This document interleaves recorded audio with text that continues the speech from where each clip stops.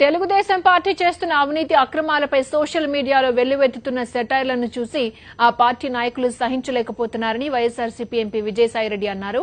ఆ అక్కసుతోనే social media కార్యకర్త రవికిరణ్ పై తప్పుడు కేసులు పెట్టి అరెస్టు చేశారని అన్నారు. గుంటూరు సబ్ జైల్లో ఉన్న రవికిరణ్ ను ఆయన కలిశారు. తమ పార్టీ కార్యకర్తలకు ఎల్లప్పుడూ అండగా ఉంటామని చెప్పారు. కొందరు పోలీసు అధికారులు చట్ట విరుద్దంగా వ్యవహరిస్తూ వైఎస్ఆర్సీపీ కార్యకర్తలను ఇబ్బందులకు గురిచేస్తున్నారని ఆరోపించారు. రవికిరణ్ విషయంలో ఇది పొలిటికల్లీ మోటివేటెడ్ కేసు. ఇది ఏం తప్పు చేశాడండి? ఇలా ఒక కార్టూన్ వేశాడు. రోజు ఎన్ని కార్టూన్లు రావట్లేదు?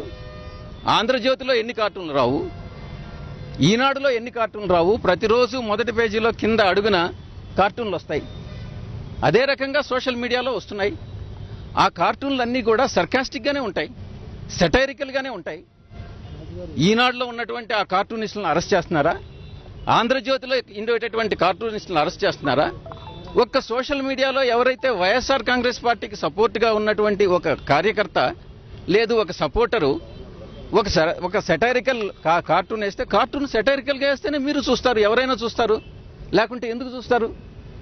ఈ నేపథ్యంలో ఈ యొక్క తప్పుడు కేసులన్నీ బనాయించి జైల్లో పెట్టడం అన్నటువంటిది సముచితం కాదు.